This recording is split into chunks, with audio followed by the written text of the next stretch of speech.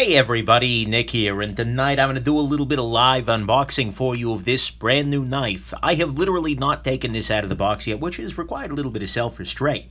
This right here is the GiantMouse GM3. I have reviewed the GM1 and the GM2 on the channel here already, and the GM1 was an incredible gem. Was a great knife, a little bit too big and wide for me though. GiantMouse has a tendency to make pretty giant knives. The GM2 was a knife that I had more mixed feelings about. There was a lot to love about the GM2. But ultimately, carbon fiber and some poor work at the factory made it a little bit less interesting than it could have otherwise been to me. This guy, though, I'm a little bit excited about because they've aimed squarely at my market. They're trying to make something that's a little bit more of a gentleman's folder out of the GM3. So it kind of looks like a GM1. It's been shrunken a little bit here. So I'm very much looking forward to taking this guy out, and holy crap, 105 people already. So let's go on ahead and just, jump into it. And here we go. Here we go. Bam! Oh, wait. That's okay. So there's a card inside the box, and look at the card. It's a fancy card. It's got black in the middle there. Okay, so there's your uncarding of the GiantMouse G. That was a little anticlimactic, but that's okay. So inside the box, there is a box. Let's go ahead and put the box over here. Boxception. Very nice. And inside the box is, bam, a bag. Okay, so I'm expecting now within this bag to find another box. Because that would just really kind of seal the deal here. Maybe they're trolling me, and inside is just going to be a little note like, no, you're not going to review this one, Nick. It was eclipsed by a carton box. The reveal had better be worth it indeed. So there is a nice little bag here, which I'll certainly give them credit for. Bam! And now there's bubble wrap. Okay, guys, I really am trying here. Bam! There's a baggie. Bam! Okay, here we go. This is a knife. Finally, there's a Z Hunter in there, nice. Yeah, interesting. So this is the GM1 rather than the GM3 rather than the GMP3. The P version is the scales are actually made out of bronze. This guy is the all-titanium one, which has the brown fittings rather than the blue, which is a little weird. I thought that the bronze generally meant pirate. But hey, whatever, it's all good. And let's see how the action is. Okay, that's an impressive little action there. And my first immediate impressions are interesting. There we go, pop that over. Bam. So this is kind of neat. At some level, okay, size comparison, of course, because this is my channel. Where is the Spyderco? Right here. Right here is your Booze Blades Smoke. So actually, size-wise, they're fairly similar. That they're both very thin sorts of knives, which is nice. Right here is your Benchmade Anthem. So again, size territory, the GM3 is a little bit smaller, actually, I'm noticing. And then, oh, come on. I could have sworn I just had a Grimm's Morask around here someplace. That would have been a nice comparison point. And it's gone. Okay, whatever. But it's all good. So anyways, and of course, your Ontario rat number 1. Damn it, that's the 2. And your rat number 2. 1. Guys, it's been a long day at work, so I'm really doing my best over here. And here's your Rask, hiding under all the millions of pounds of packaging there. So yeah, anyways, let's take a closer look at the knife here, now that we can see the size. And I'll give you some first impressions. So lockup-wise, we are coming in around 25% or so, which seems to be about fine. That's good. We can see, interestingly, that this is a liner lock. They're using titanium for the body of it, but it is a liner lock through and through, and that's interesting. I'm not quite sure how that feels so far. Because at some level, ergonomically, it tends to be a little bit of a win because the lock bar, the area where the lock bar kind of drops down, this area, can be a little bit of a mixed blessing, ergonomically speaking, but here, you just got a flat surface. That's interesting. Jimping-wise, it's actually very nicely done jimping up here on the flipper tab. That's good. Oh, interesting. Take a look at the jimping and the chamfering of the jimping on the liner here. That's nice. I'm putting the cart a little bit before the horse here, but action-wise, knife is very nice. It seems to be absolutely good to go. No particular concerns. It seems to be light switchy or push buttony, which can be nice for some folks. The big thing that's sticking out right up there is the nail nick, which is, if anything, is a choice that I do not agree with. That is 100% it, because basically on this blade it just serves as a fuller. I mean, I understand they're trying to make it openable for somebody who doesn't want to use the flipper tab, but the thing is, it already was. And so adding on that nail nick is not a decision that I'm necessarily, that sucked, because it's a super thick nail nick too. That's not a decision I'm super in favor of, but, you know, in worst case scenario, it's nicely done. I'm sighting directly down the blade to see if you can see the edges of the nail nick popping out there. It seems to be pretty okay. So, you know, it's definitely not going to be something I agree with as a design choice, but it doesn't strike me as immediately ugly either. Although this is going to be a great way to put a little bit of cheese in whatever else you're cutting, assuming you've cut cheese in the past. It doesn't come with cheese to the best of my knowledge. So, yeah, not so sure about that. But that's okay. As always, you've got your pivot collar here. They're using the same clip again. This is the third appearance of this clip, although this is bronze anodized rather than blue, which is, like I said, I could take a leave. I kind of prefer the blue, actually. But action-wise, like I said, very, very nice.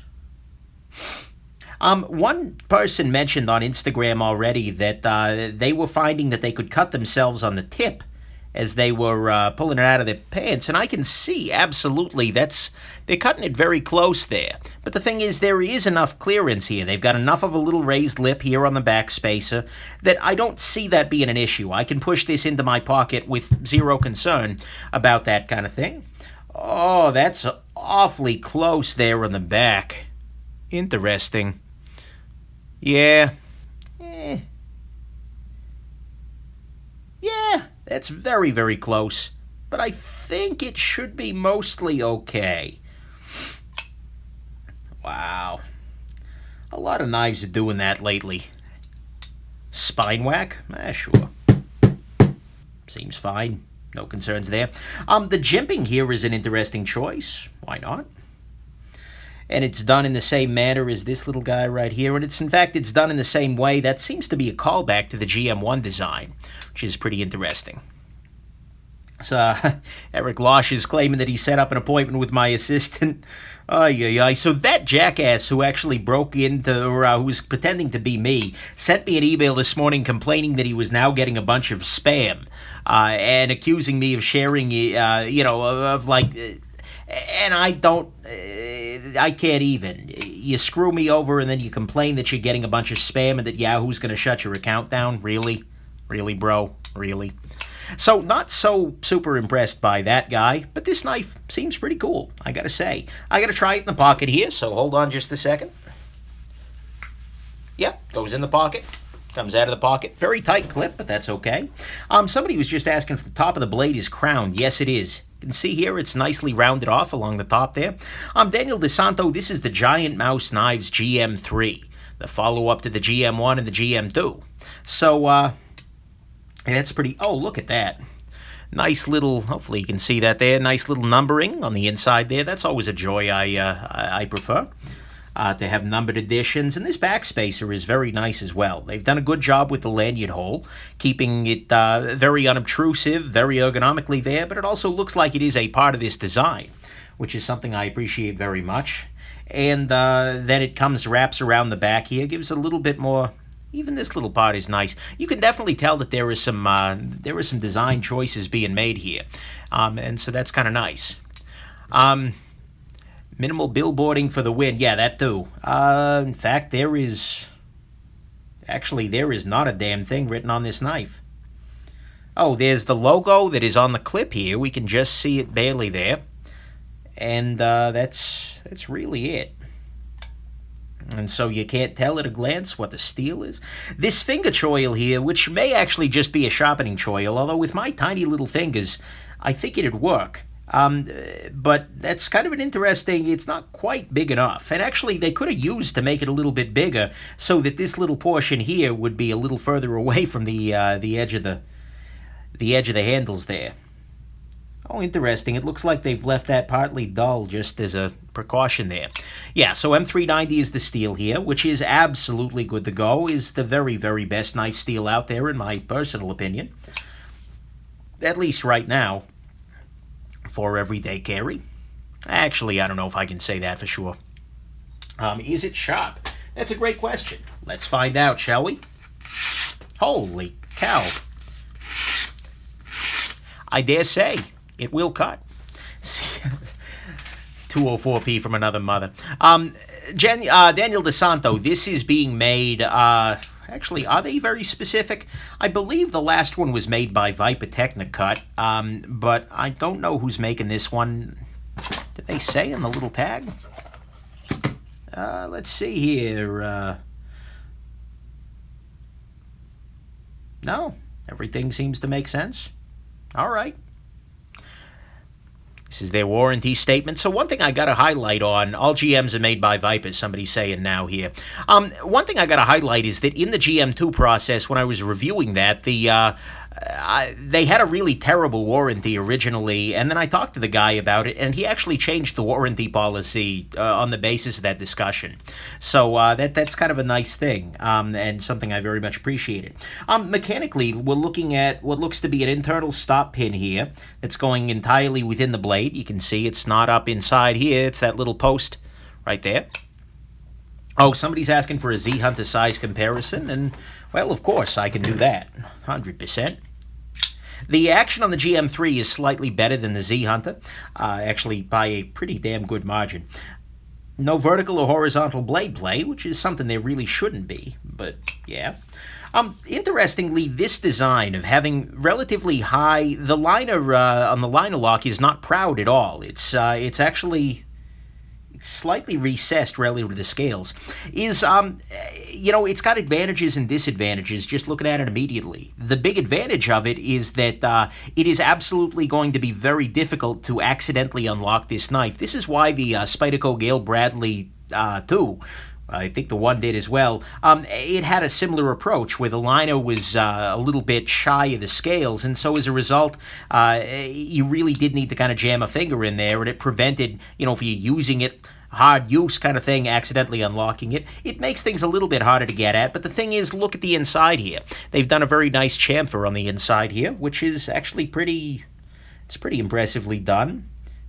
And looks like they've coordinated that chamfer with the end of where the blade ends here, which is again trying to protect the hand as much as they could. They really cut it close here, both on this end here and over here, in terms of keeping this blade right at the edge, but it's relatively small, so that works. Blade stock-wise, I was a little bit afraid that this was going to be way too freaking thick, but it looks to be right in the same department as the Spyderco Sleesh buoy, although given over a much shorter grind. So, I think it's okay, and it certainly does cut, 100%. I can't wait to actually try it on things, and I am slightly concerned that this damn nail nick is going to be snagging on things. But, yeah, somebody's asking about the price. Yeah, it's $325. There was a more expensive bronze version, which was way heavier and, frankly, not that interesting to me. It's an interesting collector's piece. But this guy right here is $325. Interesting. And it's feeling like it needs just a little tiny drop of lubrication on the stop pin. There we go. I shall do that. Oh, yeah, that's better. 100%. That was an improvement right there. Yeah, this is, well, actually, I believe it's running on bearings. Let me use the light real quick. Yeah, this is probably on bearings. It feels like, yeah, okay, I see a bearing glinting in there. The action is not terribly drop-shutty, which is fine, I suppose. That's a choice that they can make, and with a blade that's relatively light, it's not super important either way, and it's going to be harder to have it drop shot. Really, this is reminding me in a lot of ways, particularly in size, of like your Benchmade 940 and your ZTO 450, which I don't have handy anymore. But it's kind of doing that same basic idea. It's like your super slim, long, everyday carry knife. So, yeah. Very interesting little knife here. There seems to be a lot of good. And see, this is a knife. So, okay, just a little bit of meta commentary here. It's very often the case that when I take a knife out of the package, I have an immediate judgment to it. Sort of like, okay, this is going to do really well, or this isn't quite going to be a gem, or, oh my God, this is a POS. In this case, I actually really don't feel like I've got a good idea what's going on here, because there are some clear positives to me. The action on it is pretty good. I mean, especially the deploy is excellent. And I do like the size very much, and the fact that it doesn't have a whole lot of pocket pecker and that it's rounded off. I mean, take a look at this. The entire outside of this pocket pecker, flipper that is rounded off here, and the jimping is only at the very edge there. They've done a very good job doing that, and the design is pretty excellent in a lot of ways. And so I can see this, and with the blade stock being relatively thin, oh yeah, thin behind the edge, this is pretty solid. I'll say that. I'm not 100% sure how I'm going to feel about this in the long term, because there are also some pretty strong negatives to it. This nail nick, oh my God, I don't get it. If you want to differentiate your knife, no, that's not the approach. But then again, I dislike fullers and I dislike nail nicks, and so they made a nail nick that's basically a fuller here. So, yeah.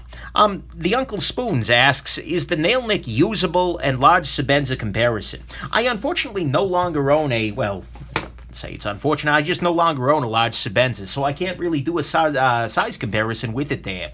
But the nail nick is usable, although I keep my thumbnails very, very short, and so it's not a great experience.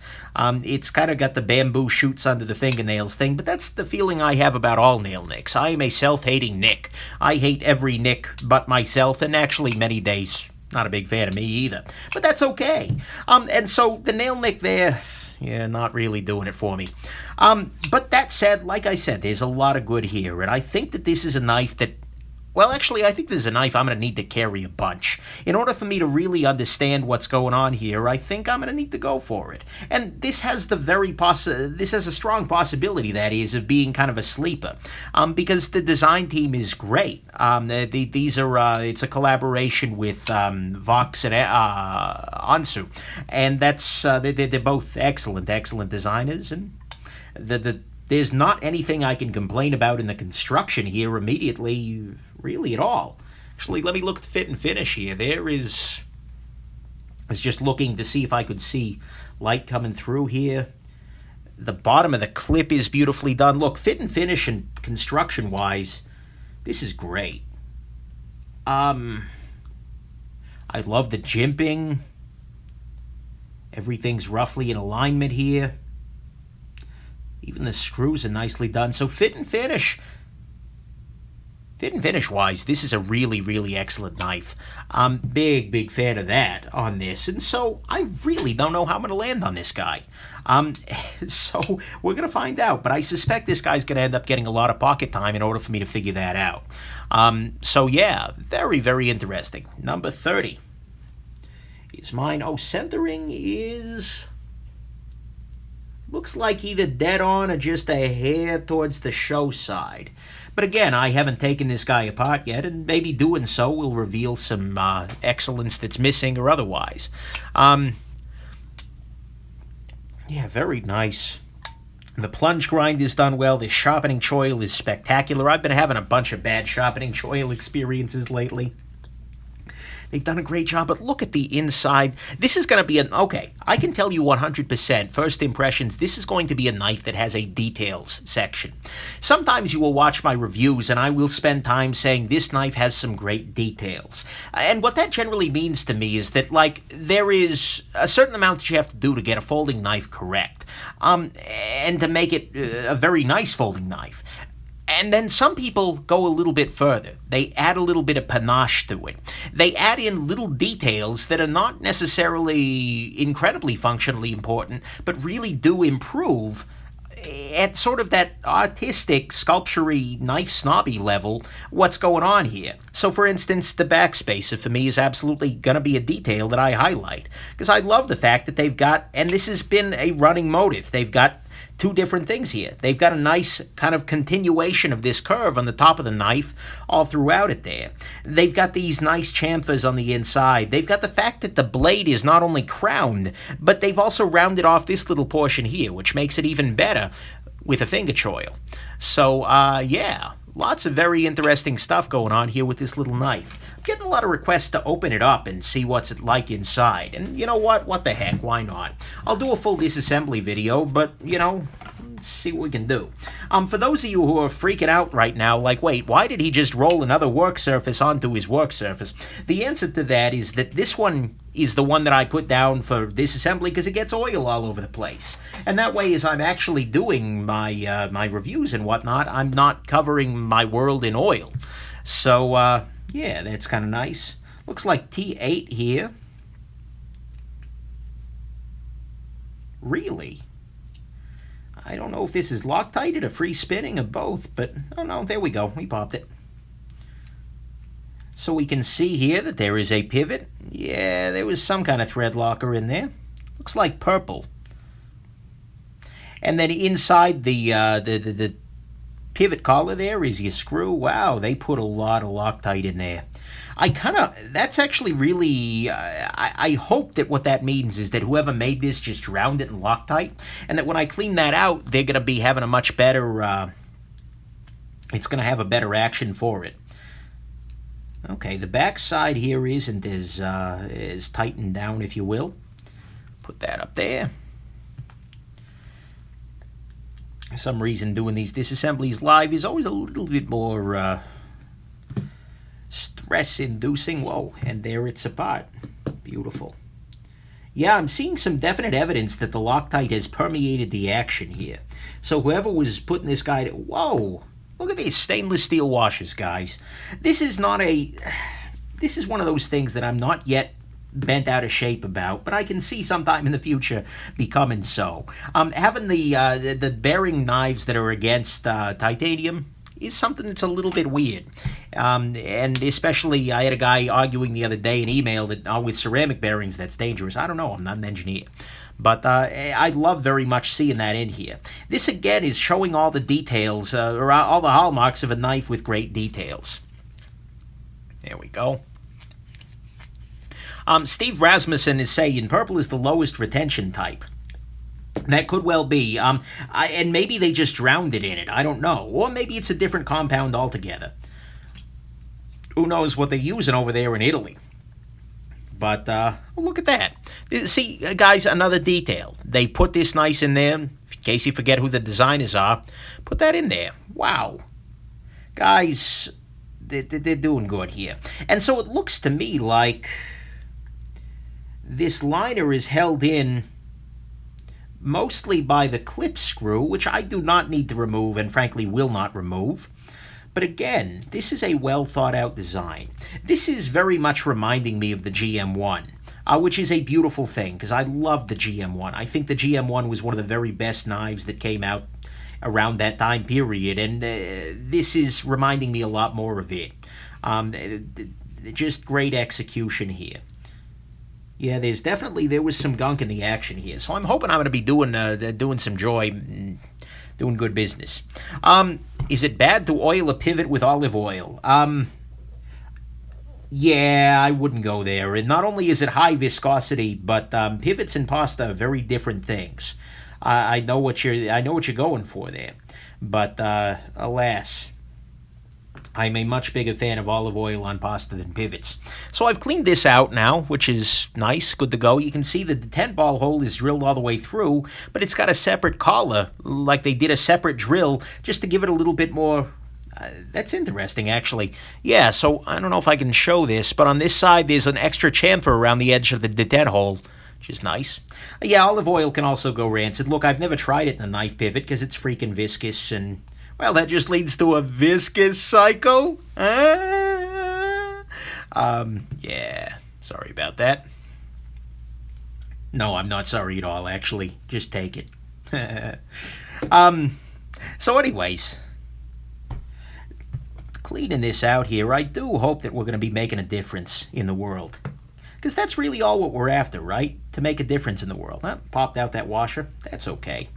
And then go through and wipe out the inside here. Yeah, I'm degunking. See, this is the kind of thing that's one of the reasons I most strongly, that joke, no, I'm at 273. I most strongly advocate doing disassembly because you can very, very often right out of the box. I mean, quite literally, this knife had never been opened before I started streaming this evening. And yet, by doing this, I think I'm going to be able to improve the action in a non-substantial, or in a non-trivial sort of way. Probably non-substantial too, but hey. And so, you know, it's always a nice thing. What else? Oh, I need to clean the bearings, right? Never be ashamed of puns, don't worry. I have no shame.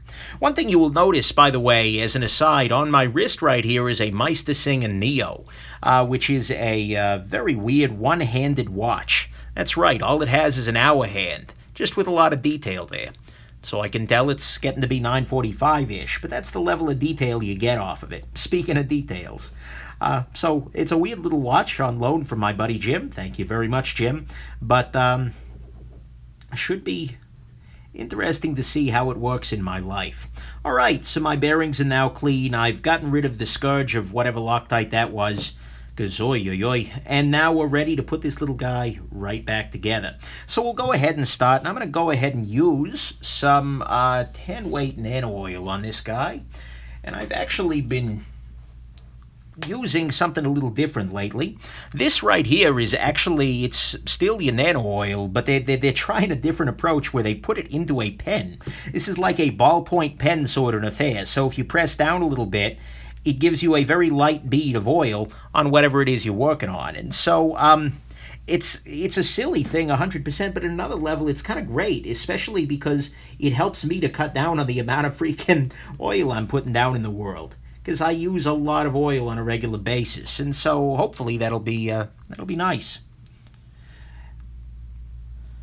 Oh, 8:45. I can't tell time, guys. See, that's the irony of of my existence is, look at high-end watches, can't freaking tell time. Yeah, it's 8:45. Still getting used to this little guy. Let's be honest about that there. But anyway, so I'm trying this little pen thing and seeing how it works. I've been enjoying it from time to time. Should give me a slightly lighter hand on the oil, which is something I desperately need. Because, oh my God, am I a little heavy-handed with it on occasion. There we go. Pop that through there. Little tiny dot there. Put my stop pin back in there. Put down a bearing. Hey, it's a good idea to put bearings on your knives, guys. In fact, generally they use 2 of them. So that's nice. Oh, come on. Don't fight me here. I'm trying. There we go. Yeah, close enough. Put that on there. Spin it around a little bit. Yeah, distribute that oil. Little dot here. Beautiful. I like that. It works well. And now I will try and tighten this guy back down again. So I am all out of alignment here. Why am I all out of alignment? I think probably because it's not tight enough. So let's tighten this down here. There we go. Come on. Pop through. There we go. Just needed to get the angling right. People are asking me to talk about weed, which is really, really weird. I have no idea why that's going on there. Oh, damn it, I forgot to put Loctite in it. Guys, come on. I must be high, except I'm not. Yeah, alas. Not a big fan. The world would be a massively better place if that were drunk as a tea rather than smelling like the backside of a skunk. Anyways, moving it along there. Ay, ay, ay. Guys, I know you're 12 and edgy, but let's keep that down, shall we? Alrighty, back at the ranch. I am using, the other thing I'm using, I'm innovating left and right here, is this little guy is Loctite on a stick, which is a lot like if you go to the county fair, you can get like a Twinkie on a stick. This is Loctite on a stick. Ooh, I like the action better already. And I've been liking it a little bit because, A, it doesn't require me to spurt Loctite all over myself, which is something I tend to do. And, yeah, it just gives me a little bit more control over application. So, let me put my Loctite on a stick on there and then tighten this down one more time with feeling. Oh, yeah, that's an improvement. Oh, that is an improvement indeed. Would you look at that? Let's tighten this down just a little bit further here. On full toe. God, yes.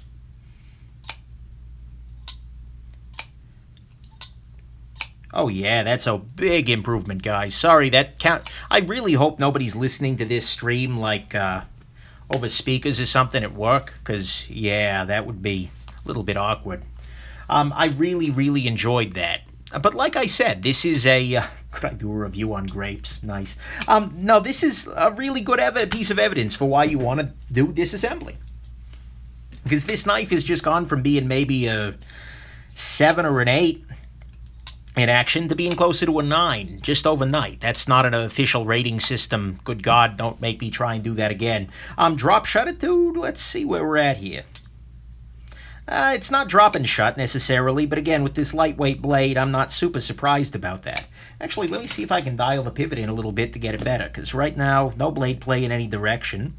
But maybe if I loosen that pivot up a little bit, I'll get a slightly more drop shutty action. But this is with the pivot cranked all the way freaking down. So it could be just one of those knives that's designed to run well when cranked all the way down. Yeah, so I loosened a little bit, got a little play.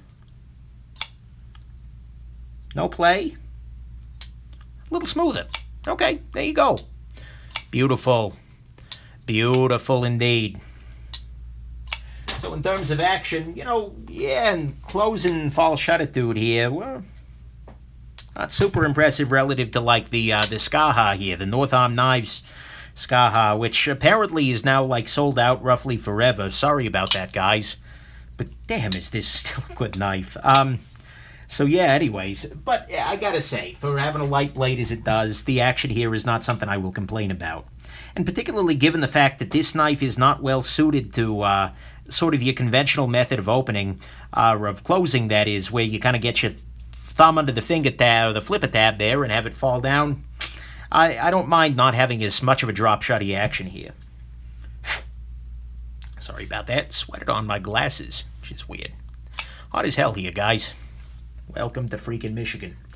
Alas, the sun being blotted out of the sky cannot prevent us from being altogether too damn hot and humid. Anand Amit asks, is dropping shut... Hey, Anand, good to see you. Is dropping shut actually important? That's a really great question, and probably one that's open to debate. Some folks, like the Ferrum Forge guys, believe that dropping shut is actually not a desirable behavior, and they tune their knives so that they have a little bit of resistance when falling. Whereas other folks, like the Grimsmos, very strongly believe that drop shut is the way to go. Personally, to me, I love seeing it because I think it's really cool. And it just gives a great feeling of like mechanical excellence to it. But that's completely crazy. And I can see people being completely right if they believe the other way too. It's all freaking good, guys. And so, you know, is it important? No, probably not, but it is something that's important to me, and that's because I'm insane. So yeah, but that's okay. So there we go. Here we go. Here we go. Here we go. Very, very nice with that act. Oh man, cleaning this guy out was just a great idea, because whatever lube they were using, and I just degunked it. I got rid of some of that threadlocker, and now it's just, whew. Yeah, that's better. Plus for fidgetability, minus for safety with drop shut, says Tim Lara. Yes, Tim, indeed. You nailed it. And, you know, that's a that's really kind of something you're going to you're going to need to decide on your own. The nice thing about many knives is that you're able to kind of choose your own adventure. I think you can get the rasp to a point where it doesn't drop shut by overly cranking it down. But yeah. Do I think I'll get the scales anodized, DJC says. Maybe, if I fall head over freaking heels in love with this. If this is a knife where, after a couple of weeks, I'm just feeling like, oh my god, I can't not have this in my life, then absolutely, I could see doing some kind of anodization in the same way that I did the Benchmade Anthem here. I will say, I very much miss the blue accents on the GM3 relative to the 1 and the 2. It's a shame that they moved that to the P line, because the bronze is just not as interesting to me. If anything, I might consider just anodizing the backspace of the clip and these pivot collars. I think that would add a little bit more visual interest to it. But again, that's a design decision, and it's not a functional issue with the knife. Unlike, I don't know, certain things down here. But, yeah, have I been flossing? Are you my dentist? And, that's an interesting question. Water pick for the win. Kind of wish I had one on the disassembly table sometimes. So anyways, guys, now we're going into dental care, and that just means we're going off the rails here. So this is the GiantMouse GM3. Like I said, just immediately, there's a lot of good here. Particularly, I'm loving this action, especially now that I've tuned it up a little bit here. There is a lot of good here, 100%. There is some bad here, absolutely. And there is, unfortunately, there's some ugly, at least in, well, no, I'm probably going to class this nail nick as bad, not ugly, because there is conceivably a human on Earth who might enjoy that. I haven't met him, but, who knows. Whatever. But either way, I think this is a knife I'm going to need to carry a lot in order to really be able to evaluate and to appreciate. But for the moment, at least, hopefully this has been interesting to you. Someone's asking how the ergos are. The ergos are pretty good. It feels pretty solid in my hand. If I choke up here, this finger choil's not quite big enough for my little baby hands, but hey, whatever it is. Yeah. So anyways, there you go. I hope this has been interesting to you guys, though. Keep an eye out for a full review that'll be coming up one of these days. I really wish I could give you stronger timelines here. But regardless, I'll be carrying this one for a little while. We'll see how long it takes me to come to an opinion. But regardless, have yourselves an absolutely wonderful rest of your day, guys, and thanks for joining me. Have a good night, everybody. Bye now.